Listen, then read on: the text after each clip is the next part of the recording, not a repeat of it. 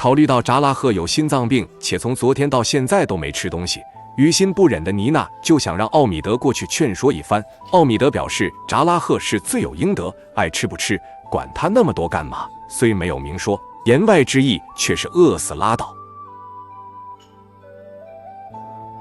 按捺不住心中所想，妮娜径直走向了储物室。善良的本质在涌动，她无法视而不见，非但没有领情，扎拉赫反倒把责任全都推到了妮娜身上，好心当成了驴肝肺。妮娜的心情可想而知，看来奥米德说的没错，对敌人心慈手软就是对自己残忍。甚是气愤之际，妮娜再也绷不住了。别再执迷不悟了，就连卡姆兰都认为你是不对的，他昨天去果园帮忙时说的。撂下一句好自为之后，妮娜撤了出去。与扎拉赫这种人的确没什么可说的。然而没过多久，扎拉赫便走出了储物室。不是说永远不出来吗？逮住机会就去抨击对方，正在变成一种习惯使然。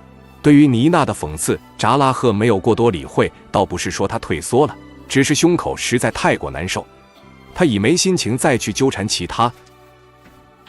匆匆吞下一粒药片后，倚在一旁的扎拉赫说出了心中所想。之所以会这么难受，都是因为你们把我囚在家里所致。赶快把奥米德喊过来，让他带我出去透透气。宁可信其有，不可信其无。妮娜连忙示意奥米德赶快检查一下，人命关天，可不能因为个人恩怨而耽误了。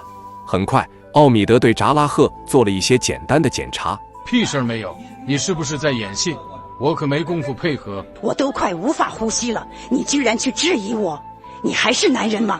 对于扎拉赫的胡搅蛮缠，奥米德虽感气愤，却没有任何办法。再这样争执下去的话，势必还会引发一场战争。所以在呵斥了几句后，他最终保持了沉默，就像魔怔了一样。扎拉赫不停地在嘟囔着，至于内容，自然都和胸口堵得慌，想去野外透透气有关，不堪忍受其扰。妮娜表示想出去也不是不可以，扎拉赫需要保证不再打架，如若不然，今天哪都不去。我都成这样了，你觉得我还有气力和你打架吗？态度还算诚恳，两人只好应了下来。强行把一个人锁在屋里，并非妥当之举，稍稍弥补一下也没什么不妥。时不时就会出去感受一下大自然。妮娜很清楚都该带些什么，以至于没过多久，她就把所需的物品准备好了。殊不知，她很快就会陷入到绝望之中。再次确认扎拉赫不会闹事后，妮娜和奥米德便下了楼。既然已经谈拢，那么他们就会执行。伴着发动机的轰鸣声，汽车快速驶向了远处。就像刚才承诺的那样，扎拉赫表现得格外安静，突然就像变了个人。妮娜反倒有些不适应了。当然，这种感觉仅仅只是维持了数秒而已。整天打来打去，她巴不得扎拉赫会像现在这样。在相对安宁的状态中绕了数圈之后，一行人来到了距离村子很远的地方。这个地方乃是种植区，因此到处都是一片郁郁葱葱。在奥米德的带领下，两人朝着山顶爬了过去。做家务还行，一旦爬起山来，妮娜就扛不住了，因此不消片刻，她的气息就开始变得粗重起来。扎拉赫就更别提了，全程都没有跟上。好在付出的这些努力都是值得的，因为这是个平顶山，上面的空间贼大。寻得一处合适的位置，众人坐了下来，就像是吃了灵丹妙药一般。扎拉赫的状态恢复了很多，有力气吵架了，嘴巴自然就不能闲着，因此每隔一段时间，他和妮娜就会吵上几句。好在奥米德一直在旁边震慑，两人并未发生太大的冲突。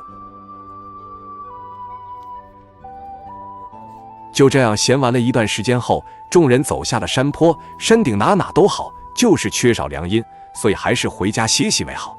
从启动到掉头一气呵成，汽车很快就驶向了来时的方向。看到前方有条水渠，妮娜便示意奥米德停下车子。刚才吃了不少膨化食品，是时候清洗一下双手了。待到两人下车后，奥米德把汽车开向了远处，道路太过狭窄，他有必要把车停在一个不碍事的地方。很少看到这么清澈的水渠，妮娜顿时心情一片大好。就在这时，扎拉赫悄悄凑了过去，趁着妮娜不注意，他奋力将其推进了水渠，深度倒是没多少，只是这突如其来的偷袭把妮娜吓得不轻，听到摄影师的呼喊后，奥米德快步冲了过来，二话不说，他就把扎拉赫摁进了水里。刚才放生了什么？他可是看了个清清楚楚。刚缓过神来，扎拉赫便又冲向了妮娜。遗憾的是，奥米德是不会允许他这样做的。就这样，伴着不绝于耳的怒吼与惊呼，三人在水中爆发了一场大战。万万没想到会是这样，奥米德的心情可想而知。可扎拉赫呢，一直在说妮娜掉进了水中，他无非只是想施救罢了，总是睁着眼睛说瞎话。奥米德的心寒冷到了极点，从没见过像你这么恶毒的女人，你该下地狱。谁让你们昨天把我锁家里了？就是下地狱，我也要拉上妮娜，而且她还要比我先下。听到这里，奥米德彻底绷不住了。既然怎么都过不好，何不在此做个了结？为了防止更大的错误，妮娜拉起了奥米德，为一个这样的女人而毁了一生，一点都不值得。暴揍一顿扎拉赫后，奥米德最终决定带着妮娜就此离开，万一再动出毛病，那可就得不偿失了。至于扎拉赫，把他丢在这里即可，无论如何也要给他点颜色瞧瞧。奥米德决定虽大快人心，妮娜却怎么都高兴不起来，因为扎拉赫绝对不会善罢甘休。不要再说了，他愿意起诉就起诉吧，无论法律怎么判，我都接受，哪怕截掉我的胳膊和腿，我再也忍受不了扎拉赫了。对于奥米德的想法，妮娜没有做出太多理会，因为在生气时说的话往往不太理智。回到家后，两人换上了干燥的衣服，直到这时，奥米德才恍然大悟。扎拉赫出门之前就告诉我了，一定要去个有山有水的地方，这是他的阴谋。听到这里，妮娜不禁心有余悸，幸亏今天去的地方只有一个排水渠，若是去了水库，哪里还有命在？随后，妮娜便投入到了整理家务的状态当中。至于扎拉赫，随他的便就是左右不了一个人的思维，他们能做的唯有顺其自然。